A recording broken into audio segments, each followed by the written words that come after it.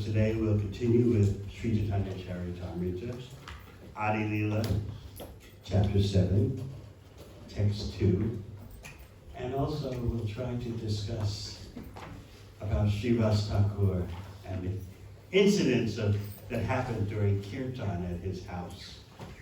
The site of his house you'll still find there in Mayapur today, Srivas Angan, the famous spot for confidential nightly kirtans held by Sri Chaitanya Mahaprabhu.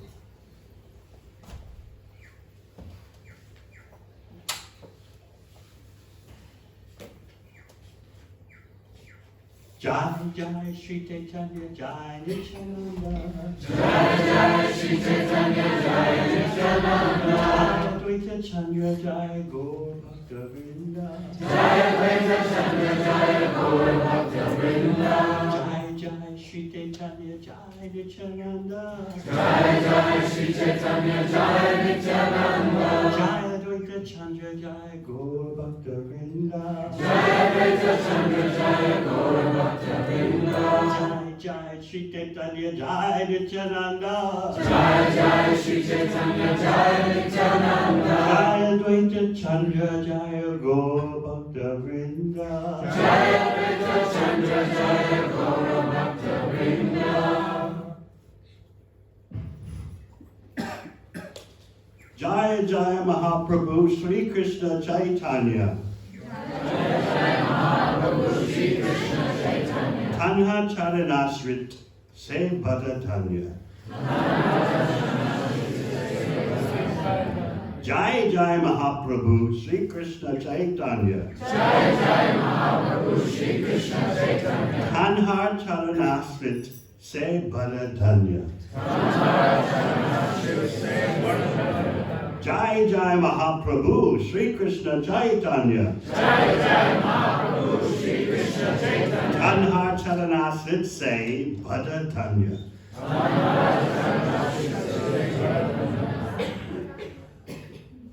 Jai Jai Mahaprabhu Shri Krishna Chaitanya, Jai Jai Mahaprabhu Shri Krishna Chaitanya,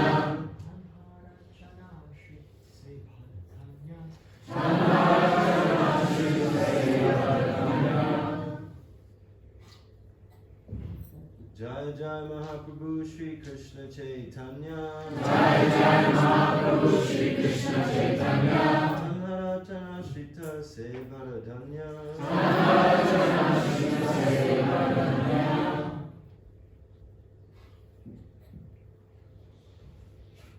Jai Jai Mahaprabhu Shri Krishna Chaitanya, Jai Jai Mahaprabhu Shri Krishna Chaitanya, Nartana Shrit Se Bhagatanya, Vaishnavis. Jai Jai Mahaprabhu Shri Krishna Chaitanya, Jai Jai Mahaprabhu Shri Krishna Chaitanya, Tanhara Charana Shrit Se Bhagatanya,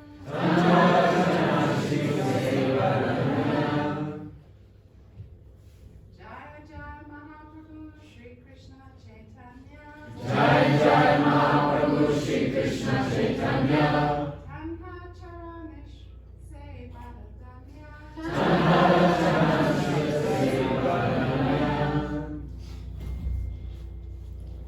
Jai Mahaprabhu Shri Krishna Chaitanya, Jai Jai Mahaprabhu Shri Krishna Chaitanya,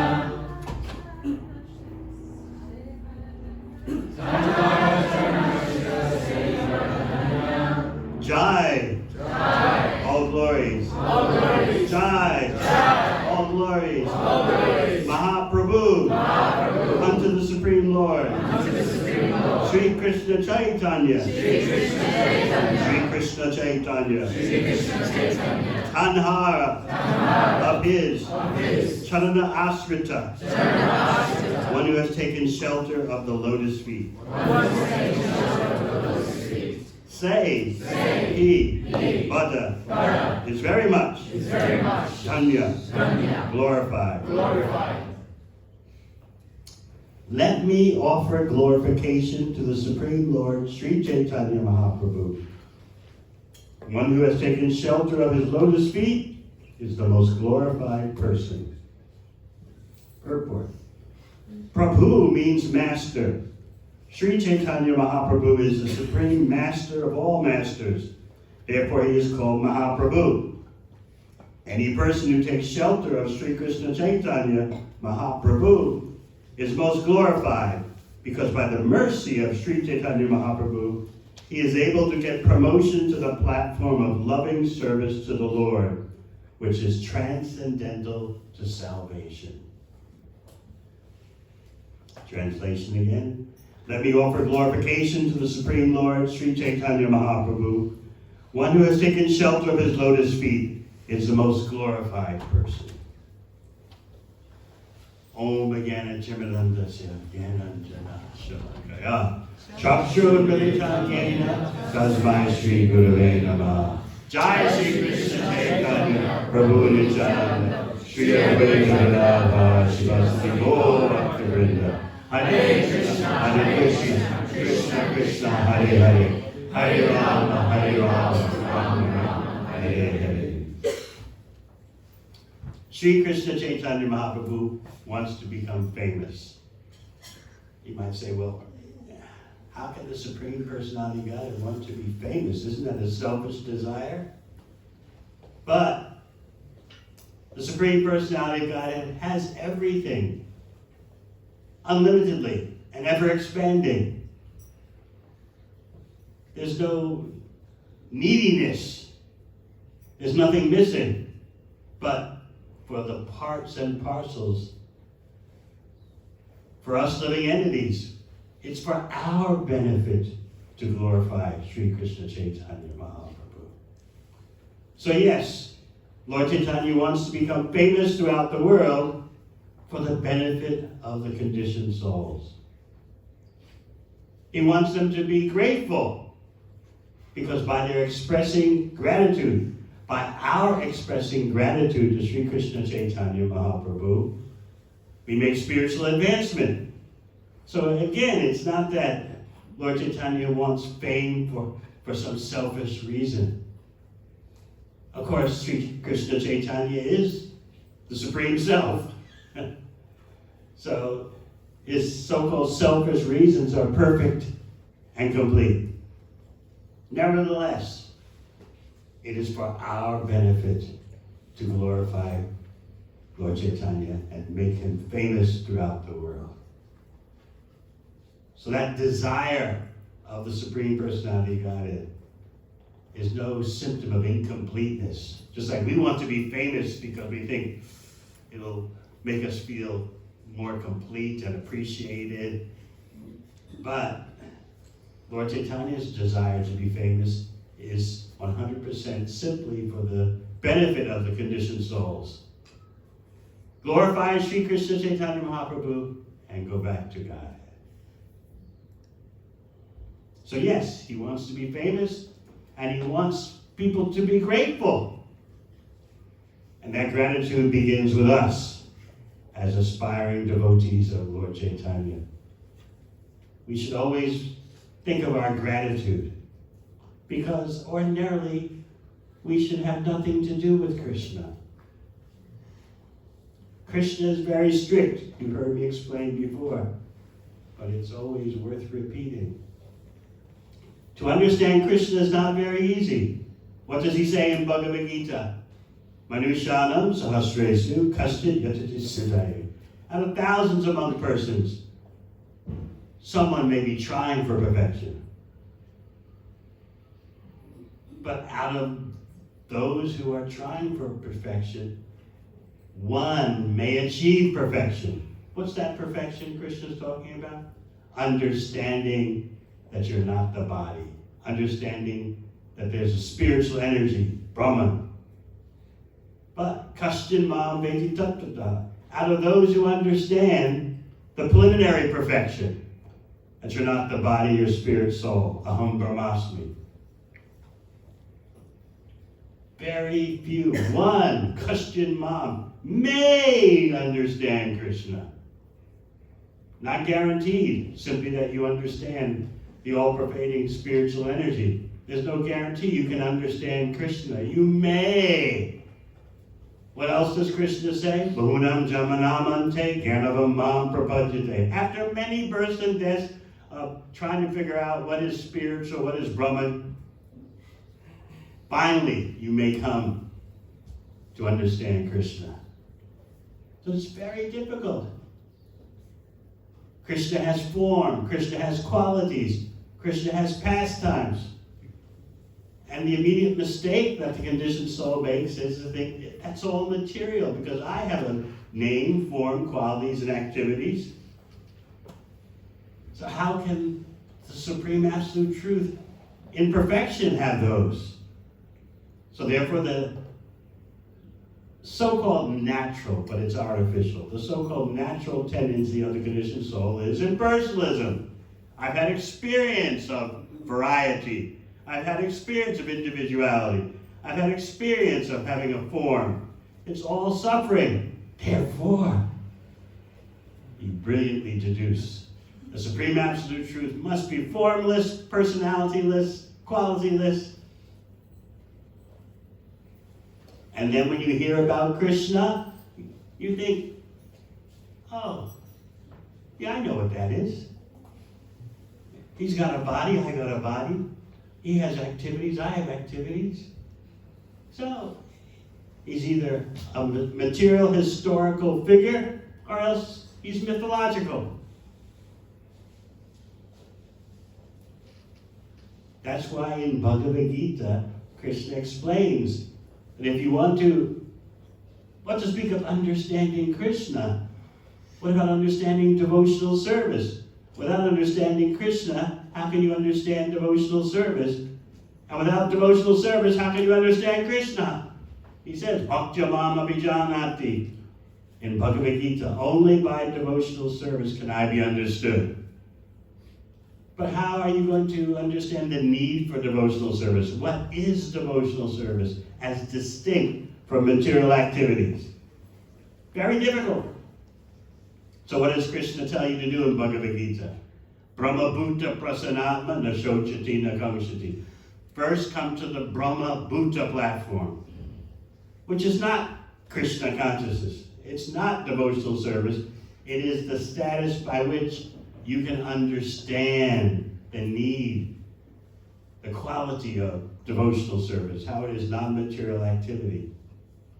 So what do you have to do to achieve the Brahma Bhuta platform? The preliminary platform of self-realization.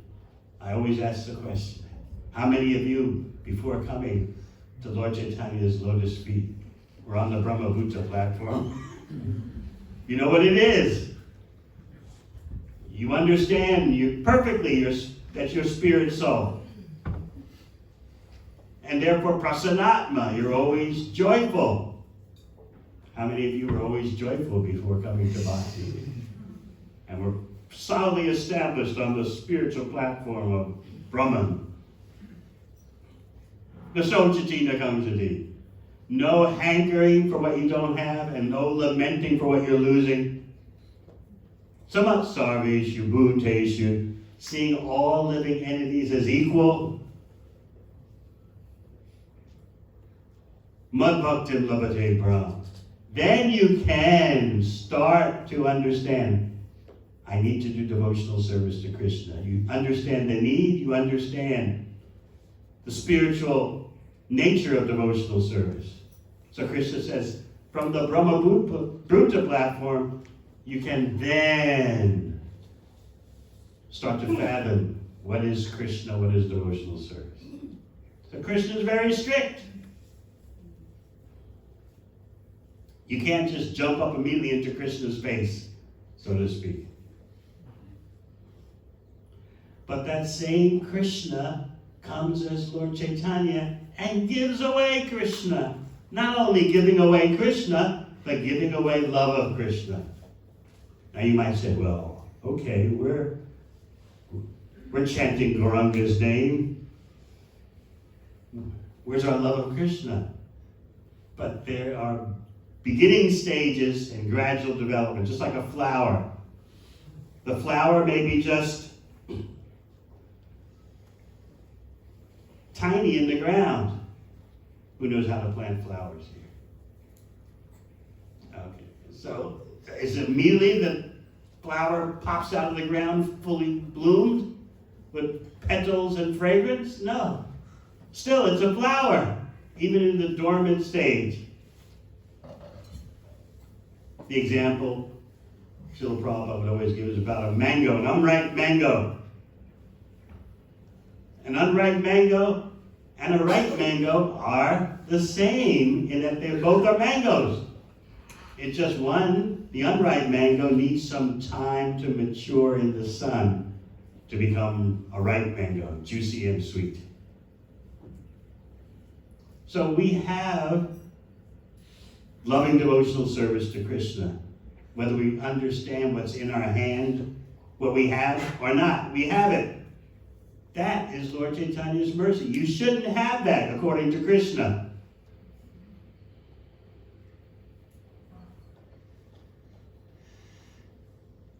Loving devotional service is so rare. Krishna doesn't give it out very easily because why? Because by loving devotional service, you can conquer Krishna. He can come under your control. So he doesn't give that out very easily. You don't give that opportunity out very easily. Yes, I'll come under your control. Never mind who you are. We don't do that. So why should you expect Krishna to do that? He's the Supreme Personality of Godhead. He has standards. He has criteria.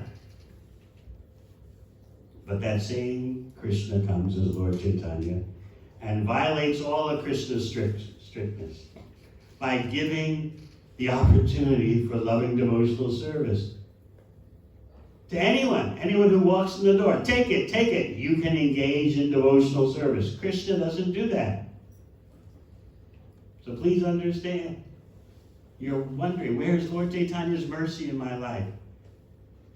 If you have the opportunity for devotional service, you have the beginning of love of Krishna. All right, it may be a tiny beginning, but still, it's there. The Acharyas explained that even the neophyte, in the neophyte stages of bhakti, is experience a whiff, a slight fragrance of Krishna prema. That's what makes devotional service attractive, even to the newest beginner. There's a whiff, there's a slight trace of fragrance. And as you continue over the years, that fragrance becomes stronger and stronger if you don't commit offenses. If you maintain your vows. But immediately when you walk in the door, so to speak, and just take a broom and sweep the floor or wash some pots, that's Lord Chaitanya's mercy. You shouldn't be doing that. You shouldn't have this opportunity. You should first qualify yourself, come to the Brahmaputra platform, and then you can start to scratch your head and figure out what is beyond mukti, what is beyond liberation from material existence.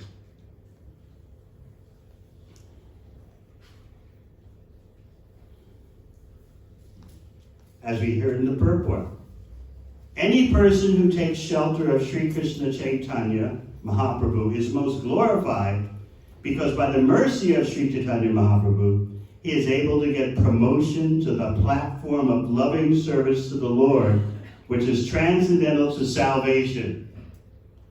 So what is this salvation? What does it mean to you? It means the extinguishing of material suffering. Oh yeah, I'm into that.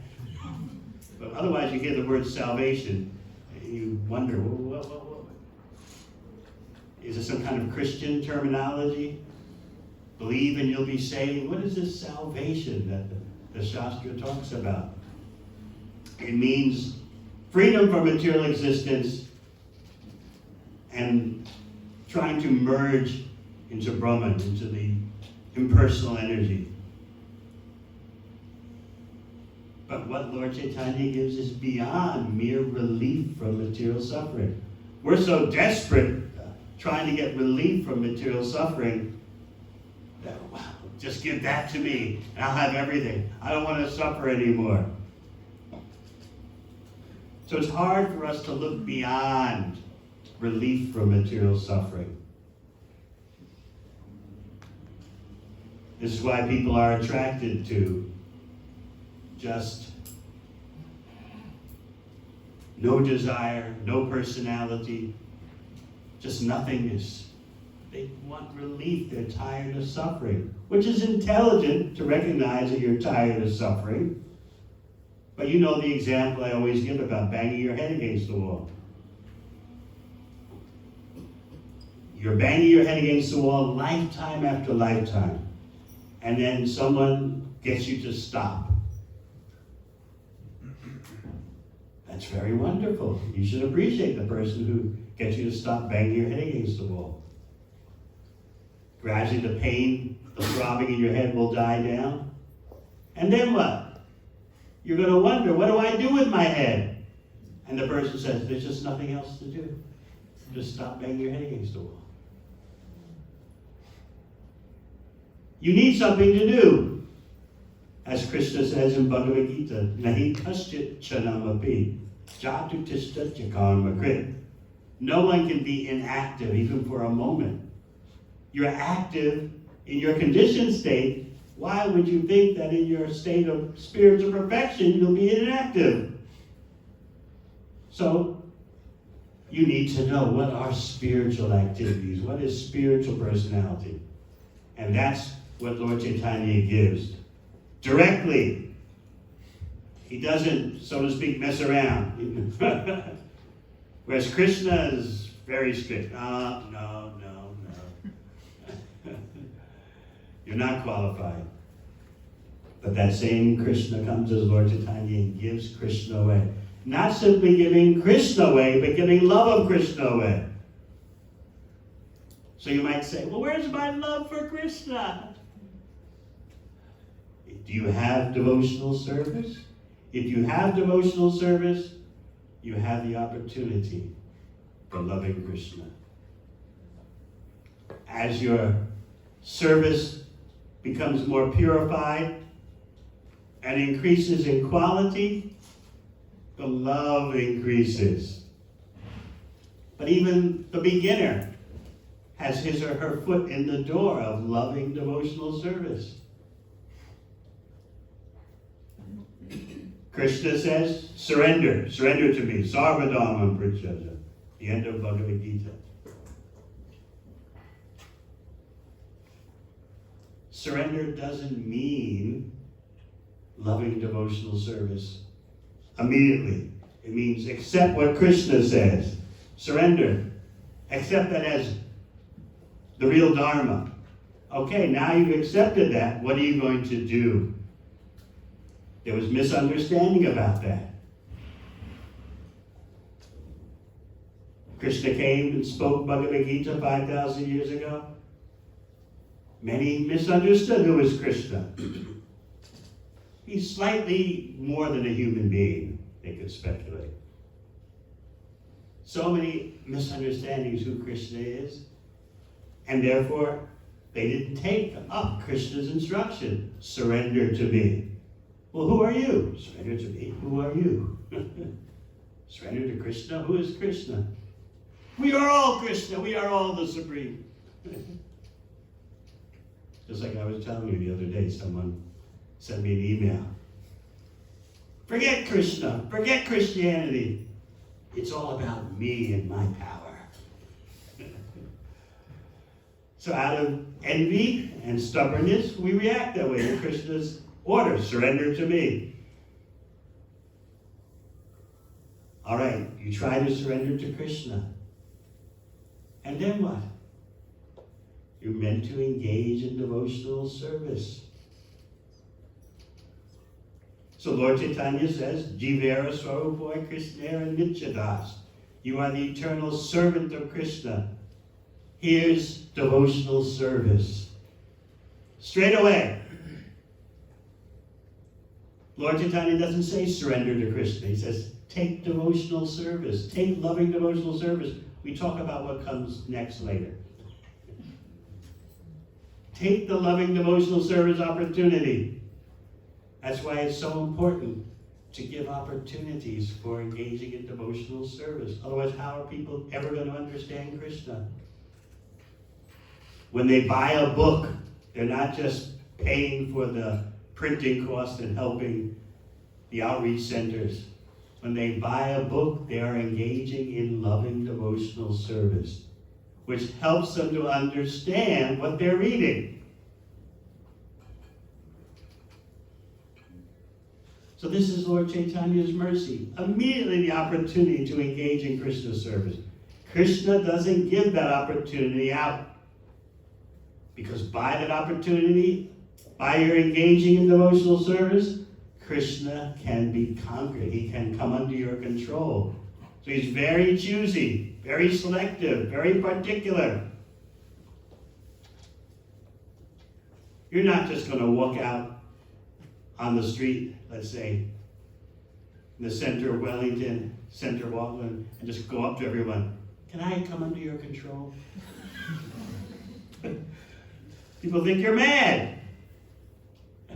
You're not going to walk out in the middle of Beijing or Shenzhen and walk up there. Can I come under your control? I'll give you an opportunity that I can come under your control. No way. But this is what Krishna does as Lord Chaitanya. So that's the background, why Lord Chaitanya wants to be famous and wants people to feel grateful. Because, as Rupa Goswami points out, Namo Mahabharanyaya Krishna Prema Pradayate. He's giving what no one else, Lord Chaitanya is giving what no one else gives, not even Krishna himself. Loving devotional service, which means love of Krishna in its various stages of development.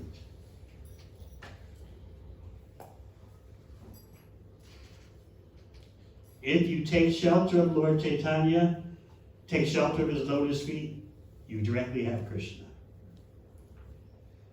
In the only way that it's possible in this age of Kali.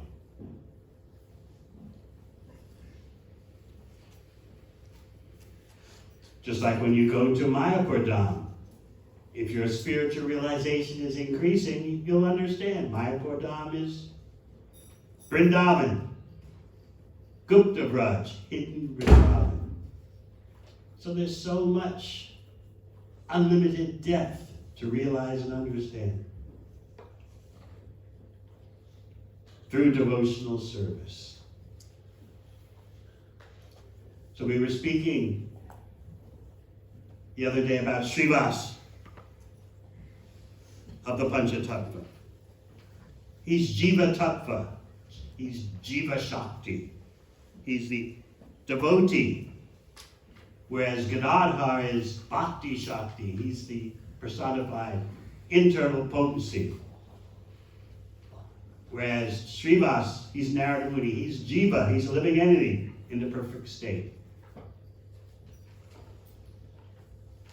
He was there at the beginning of Lord Chaitanya's pastimes in Navadvip.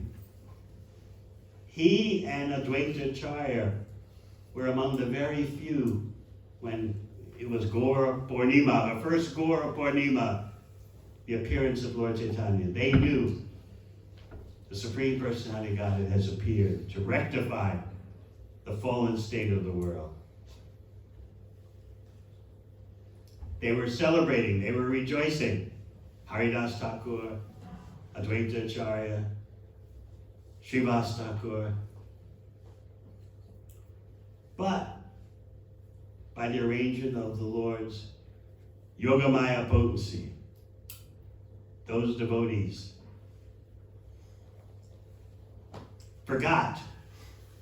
They couldn't see that Lord Chaitanya is the Supreme Personality of Godhead because Mahaprabhu didn't want anyone to know that at first.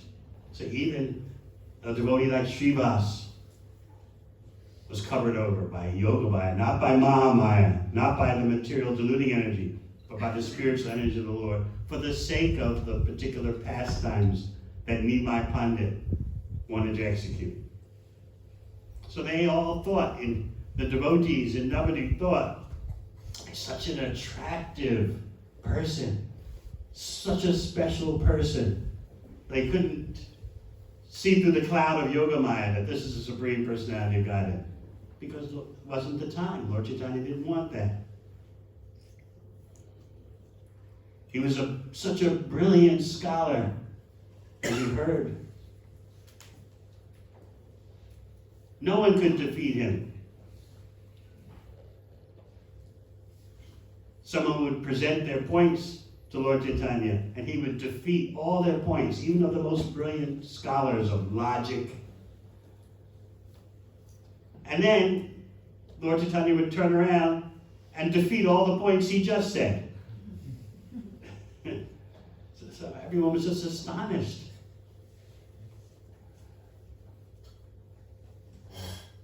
But he wasn't speaking about Krishna or love of Krishna or devotional service, so the devotees were kind of bewildered. If this Nimai Pandit would become a devotee, that would be so great. He's such an attractive person. He's unsurpassed in brilliance. If he would be a devotee. Sometimes Mukunda and Srivas would pass Nimai Pandit on the street, and they would cross to the other side of the street because they knew Nimai Pandit's going to engage us in a debate. He'll show his brilliance and logic, but we're bhaktas. We don't want to go through all this, so they would cross the other side of the street. Sometimes they would say to Nimai Pandit, you make a wonderful bhakta. And Nimai Pandit would say, one day may your blessings become true. Once Srivas Thakur met up with Lord Chaitanya and said, you're studying so much. Studying is meant for Krishna. What's the use in studying without Krishna?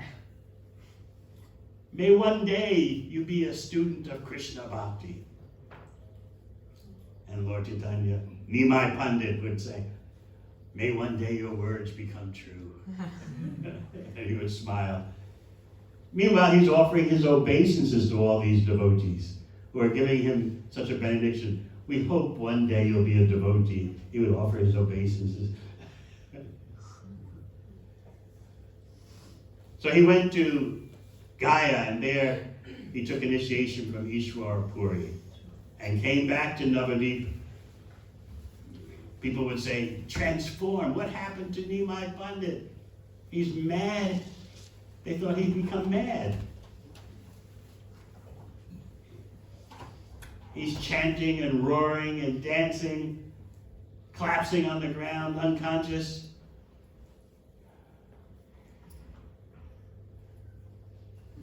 Just acting totally, someone would say, out of control.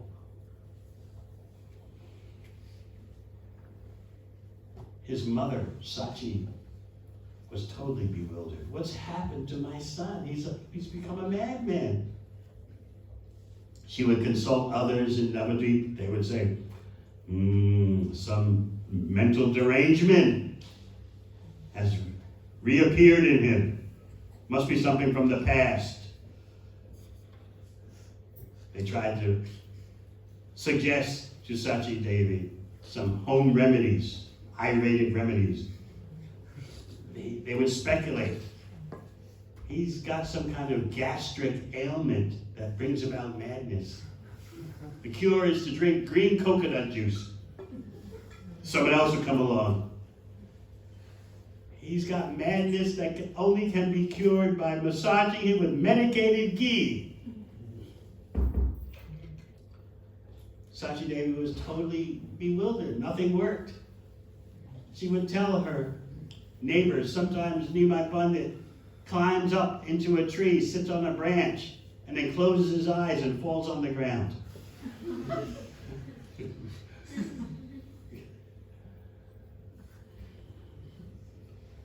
The people were telling her, look, you gotta accept he's mentally deranged. Tie him up so he can't leave the house. So Sachi Devi was bewildered. What to do? My son, he's become mad. So she contacted Srivas. Srivas came over, and as he entered the house of Nimai Pandit was circumambulating Tulsi Devi. And as soon as Nimai Pandit saw Srivas, Nimai collapses to the ground unconscious. He's seeing a devotee. He collapses on the ground unconscious after body is shivering, hairs are standing on end, tears are shooting from his eyes. He collapses on the ground because just by his seeing a devotee.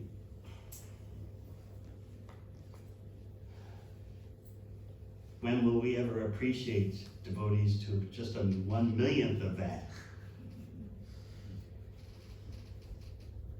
So Srivas immediately notes, he's watching. He says, this is no ordinary madness. What he's got, this madness he's got, I want too. May I become mad like that? So Nimai Pandit says to him, you know, people are thinking I'm crazy. They're thinking I'm mad. And Srivas replies that this madness that you have is sought after by Brahma, by Shiva, by Sanaka Kumar. I want it too. This is the most advanced stage of pure love of Krishna. So when Nimai Pandit heard that, he embraced Srivas Thakur. Thank you for saying that. Everyone is saying I'm mad. If you had also said that, I would have jumped in the Ganga and drowned myself. So that is part of the unlimited importance of Srivas Thakur. Everyone in his house, the house of Srivas Thakur, was such an exalted devotee.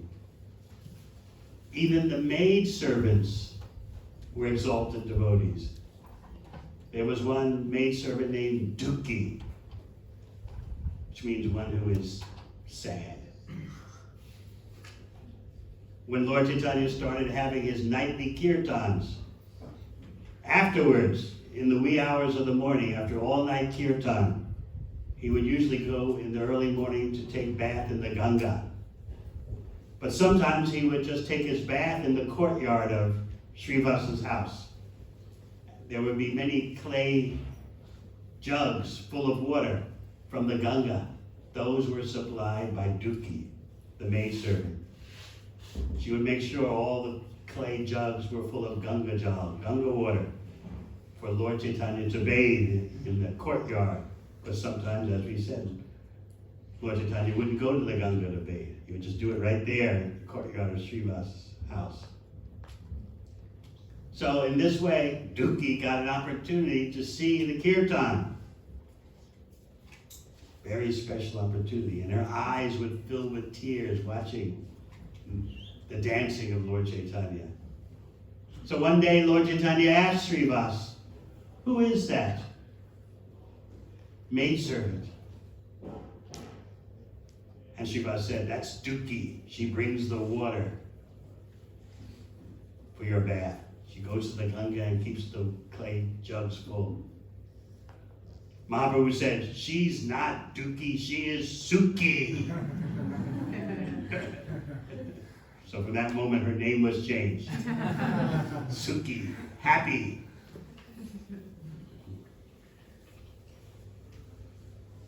So that just shows you the status of everyone in Srivas Thakur's house. Even the maidservants were drowning in the exquisite love of Krishna.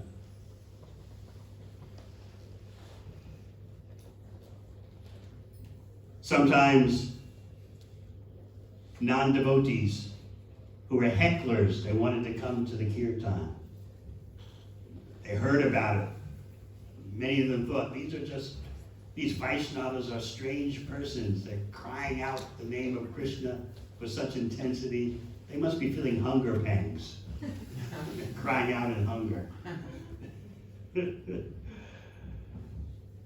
They were ritualistic brahmanas because Navadvip at that time was the capital of logicians and ritualistic brahmanas, austere yogis, everything except Krishna Bhakti, everything Vedic except the conclusion of the Vedas. Just like we were explaining yesterday to one devotee. Her dancing and chanting, taking prasad, This is not material activity. That's the conclusion of the Vedas. Of course, you need to understand that. Otherwise, even though you have in your hand the most precious jewel, you may drop it because you don't understand its value. But go on chanting, go on dancing, go on taking prasad. You stick with it, you'll gradually understand the priceless gem you have. But there were persons who were hecklers. They were mocking the kirtan. What is this? Hari Hari. The holy name of the Lord should not be said publicly, otherwise it loses its potency. They had these Hindu concoctions. Only the strict ritualistic brahmanas can have anything to do with Vedic knowledge. So why are these ordinary persons chanting Hari Hari, Krishna Krishna?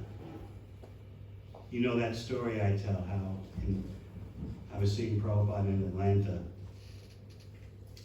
and devotees were staging a drama for him, the Chandkazi drama, in which the Hindus were going to the Muslim governor to complain about the devotees chanting publicly.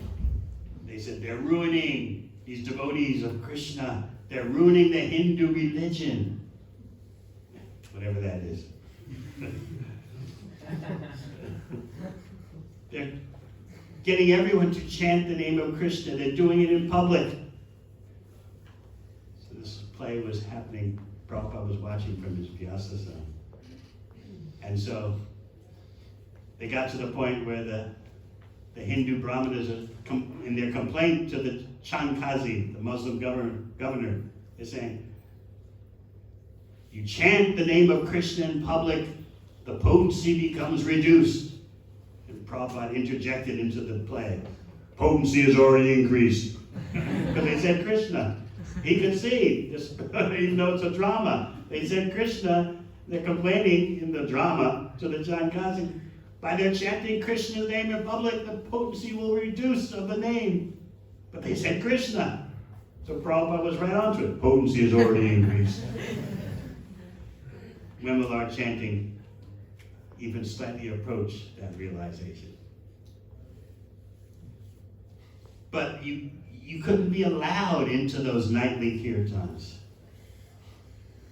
The doors were barred and locked to keep infidels, to keep the skeptics out. They couldn't understand the ecstatic chanting and dancing.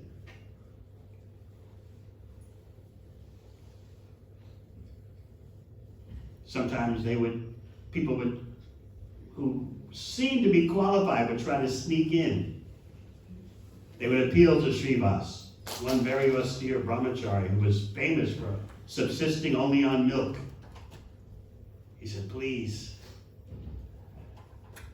let me hide myself in the house so I can see the kirtan.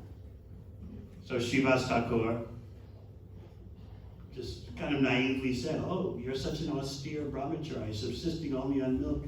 Yes, we'll hide you in the house so you can observe the kirtan. So in the middle of the kirtan, Mahaprabhu says, there's something wrong here. Something inauspicious is present. What's going on?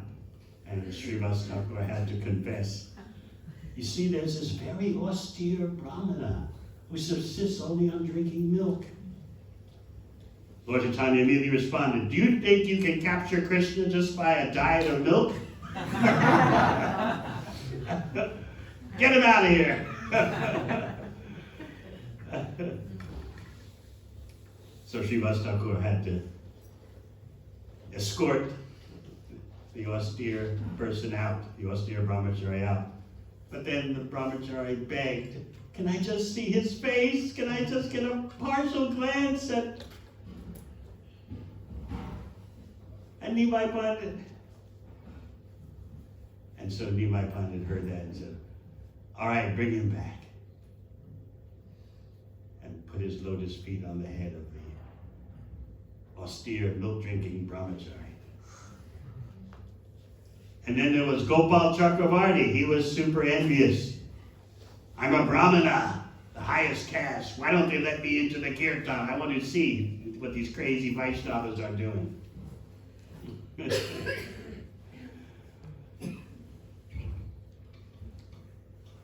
They wouldn't let him in, so he was angry. So what did he do? On the front step to Srivas Thakur's house, Gopal Chakravarti put all the items necessary for Durga Puja. To defame Srivas Thakur. He's posing to be a pure Vaishnava, but look what he's doing. He's worshiping Durga. He's a Sakta. If you know anything about Bengal, you know Durga Puja is very prominent.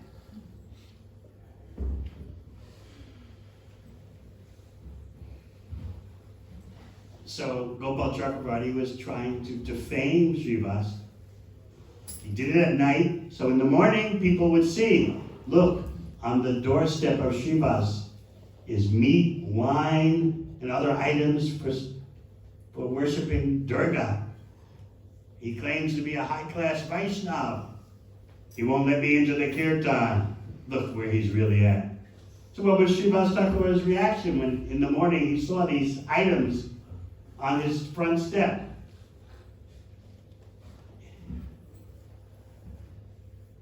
Did he immediately become angry? Who did this to me? Who's defaming my honor?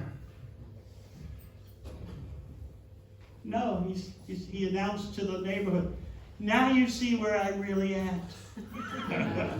I'm posing to be a Vaishnava, but just see what's on my front step. This is what I really do. This is what I'm really at. Hard for us to understand because especially at this stage of Kali Yuga, we're so much into self-defense. Why did you say that about me? It's not true. It's very difficult trying to be a Vaishnava in this day and age because a real Vaishnava doesn't defend himself or herself. Oh, that's what you think? Oh. Okay. That's how you think about me? I am fallen, I am mistaken in general. So, let your criticism be embraced by the people in general. That was Srivas Thakur's reaction. Oh, these items of Durga Puja, meat and wine and other items are on my front step. Oh, this is what I must really be like. Of course, everyone in the neighborhood knew the saintly qualities of Srivas Thakur. So they were angry. But Srivas Thakur himself didn't defend himself. He said, yeah, it's true. Look at these. There's the proof. It's hard to understand. How could he really feel like that? Just like in Chaitanya Charitamrita, where Kaviraj Goswami says, he's more simple than Jagai and Madhai and lower than a worm in stool. Yeah, can he really think that way about himself? But Srivas Thakur really thought, yeah, okay. This is me? Oh, okay. He didn't absorb his consciousness in self-defense, which actually a Vaishnava shouldn't do. That's very difficult to understand, especially in this age of social media. You turn right and someone says, why didn't you go left? You go left, why didn't you go right? You stand still, why are you standing still? Move forward.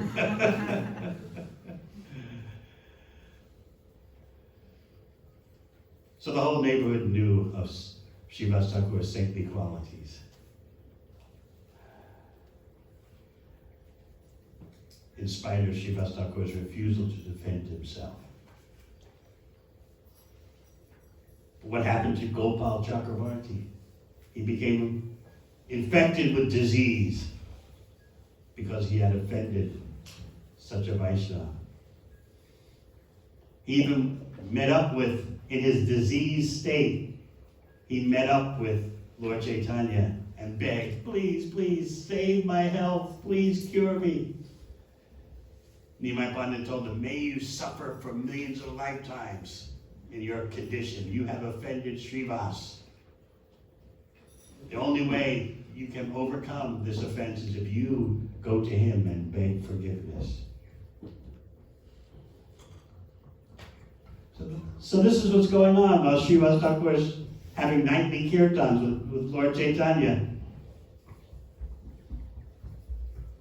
The ritualistic Hindus are upset, just like they were with Prabhupada, especially with Bhaktisiddhanta Saraswati Thakur for giving Brahmin initiation to those not born in Brahmana families.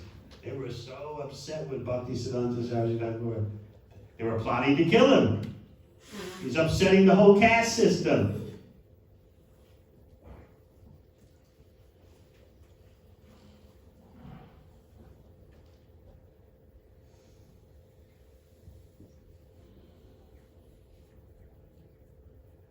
So Srivas Thakur and his nightly kirtan were causing a disturbance amongst those who were mundane. They thought there's just noise going on in the kirtan. And they thought by that noise, the wrath of the Muslim government will come down on us. You should keep your Hindu religiosity quiet, keep it subdued. But what is all this kirtan? Making such noise, publicly exposing your religiosity. It's not necessary, they thought.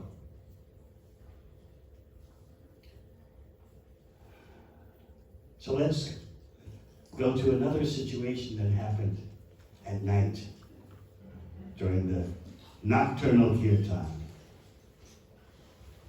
This is a little hard to understand.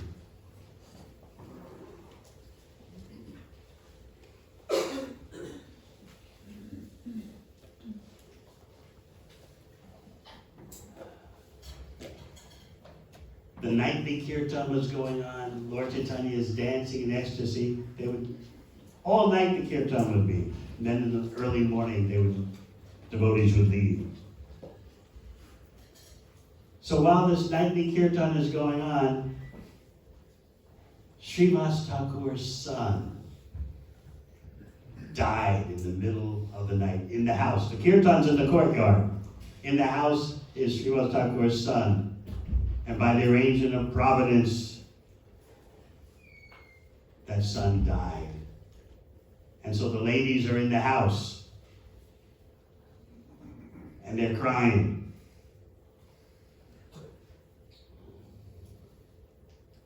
And so within the house, they're crying, whereas outside the house in the courtyard is this most ecstatic kirtan from the spiritual world going on. Gradually, the news came to Srivas Thakur. Your son has died. So he went into the house. He left the kirtan. The kirtan's still going on. No one knows except Srivas. He left the kirtan and he goes into the house. And you can imagine the scene. The mother, the ladies are crying. You would cry too. And what does Srivas tell them? This is the platform that Srivas Thakur is on. This is what kind of devotee he is. He says, you all know the glories of Krishna. Control your crying and pacify your minds. Don't you understand the situation which my son has left his body? He's left his body with such a otherworldly kirtan going on in the courtyard. Don't you know what the Shastra says? You leave your body hearing the kirtan, you go to the spiritual world. I want to die like this too. Why are you crying?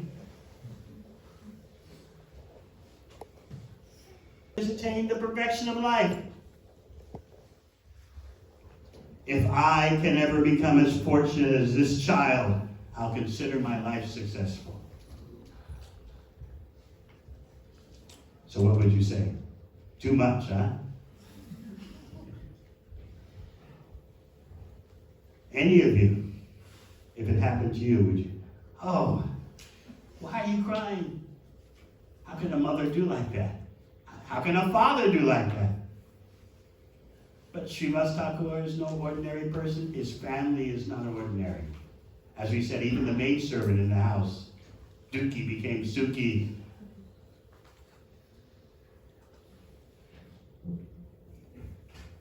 So what was Srivas Thakur's fear? If Lord Chaitanya, during the kirtan, hears that something inauspicious has happened, or hears that someone has died during the kirtan, he'll stop his internal ecstasies and come to external consciousness. That we don't want to happen. Therefore, you all be quiet, please. He's telling his wife and other ladies, stop crying. The son had just died. Stop crying. If by your tears and noise of your lamentation gets to Nimai Pandit, the kirtan stops. If that happens, if by your crying the kirtan stops, I'm going to go drown myself in the Ganga. So everyone's wondering, this is really out of this world. It is.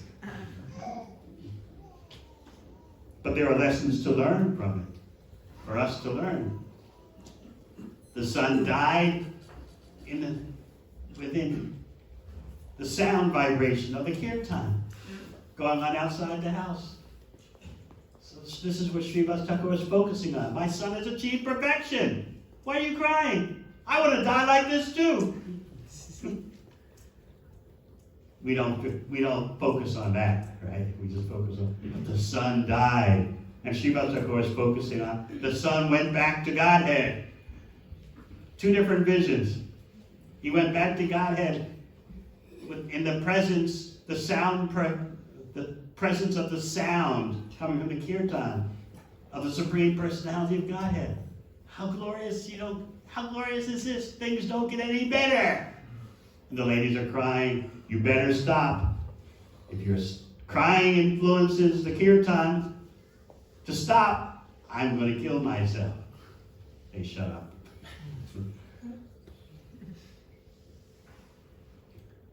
He told them, if you cannot check these typical emotions, he gave them credence. All right, it's natural to cry when your son has died. But if you can't check it, do it later after the kirtan's over. Just postpone the lamentation, please. That's his son.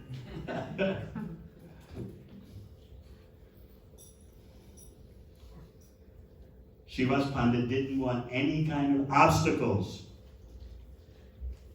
to Mahaprabhu's feelings of ecstasy while Mahaprabhu is dancing and chanting.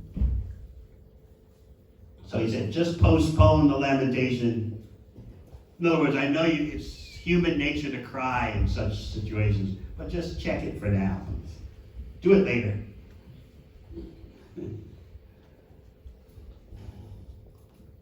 So the concern was about Lord Chaitanya's happiness during kirtan. So the ladies actually were pacified. And so Srivas left the house to go back outside to the kirtan. So he's jumping and dancing in kirtan with great happiness. And then the kirtan comes to an end. And the word starts to spread amongst the associates of Lord Chaitanya that Srivas Pandit's son has left for the spiritual world.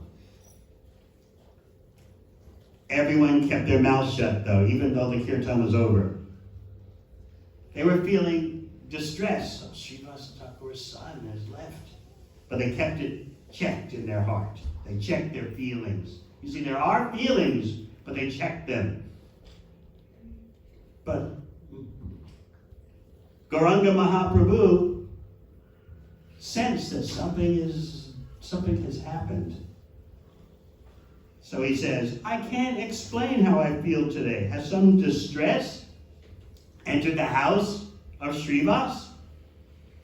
And what was Srivas Pandit's response? You would think he would just pour it all out. Oh, my son has just died. I didn't want to stop you I didn't want to stop the kirtan. I didn't want to ruin your ecstasies.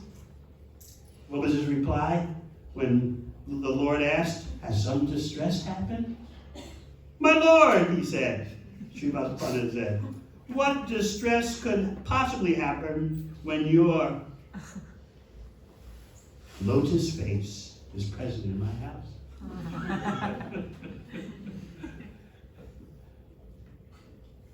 Eventually, not immediately, eventually the devotees informed Lord Chaitanya that Srivas Pandit's son had died.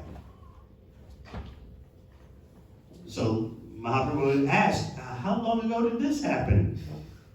Because now it's early in the morning, and the incident happened at the start of the night. So it's about 7.5 hours later that Mahaprabhu is being informed what happened.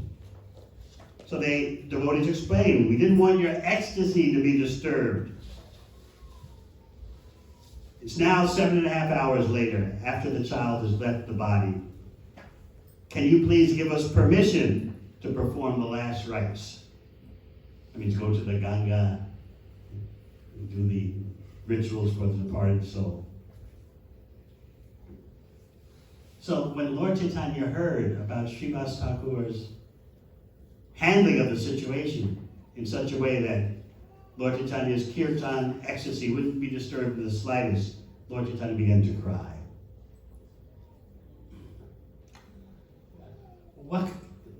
What kind of devotees are these? Their love is so great for me.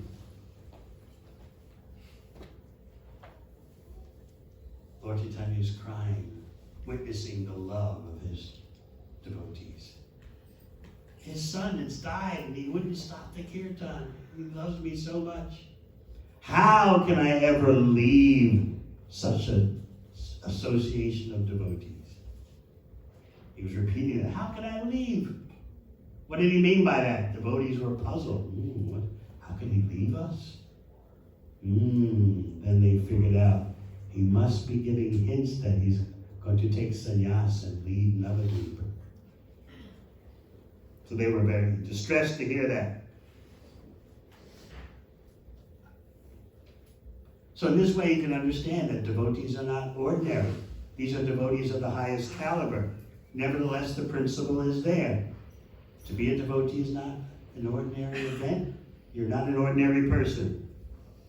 By the mercy of Sri Chaitanya Mahaprabhu. So Mahaprabhu is crying profusely, witnessing the love of Srivas Thakur and his family. But meanwhile, the devotees are pondering, what does he mean by how can he leave us? He must be thinking of renunciation, leaving home, leaving Navadvipa. So they discussed among themselves, but they couldn't understand when such a calamity of Lord Chaitanya taking sannyas and leaving, when would that happen? They couldn't figure it out.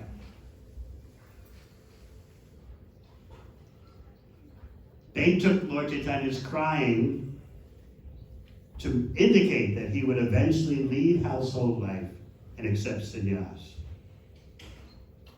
So then Lord Chaitanya goes inside the house and talks to the dead child. He's talking to the departed spirit soul, not the body. Why are you leaving Srivas's house? The child, the departed soul, the child, starts to speak. Why am I leaving? This is the destiny arranged by you. No one has the power to change what you have ordained.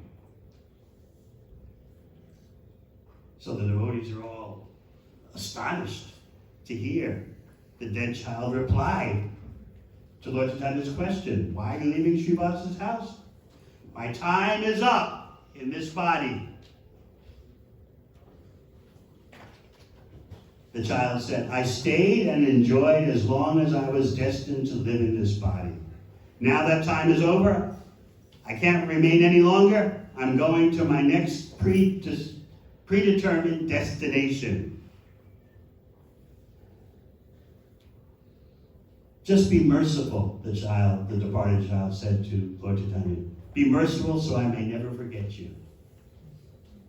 And then the child began to speak a lesson of self-realization. Just like in the 6th canto, remember? The departed soul of Chitraketu's son, by the influence of Narada Muni, came back and spoke lessons of self-realization to Chitraketu and his wife. So now the son of Srivas is doing that. He said, actually, who is someone's father? Who is someone's son? Everyone is just bound to their karma. According to the appropriate amount of time, I lived at the house of Srivas. Now I'm going to the house of someone else. This is the reality. I offer my obeisances at the feet of you, Chaitanya Mahaprabhu, and your associates. Don't consider my offenses. I am leaving now. So after speaking in this way, the child's body became silent. So hearing the departed child speak in this way, all the devotees were overwhelmed with Ananda Sagar, the ocean of bliss. Even the ladies forgot their lamentation and became overwhelmed in ecstatic love for Krishna. In their ecstatic love, Srivas and his family members caught hold of Lord Chaitanya's lotus feet and began to cry.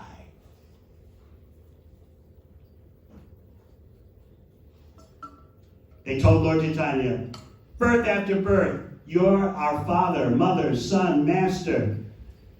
We want never to forget your lotus feet. It doesn't matter where we take birth, but may we always have loving devotion to your lotus feet.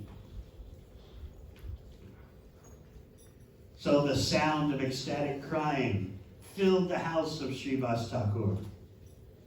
The whole house is filled with love of Krishna. Even the servants and maidservants are crying in ecstasy.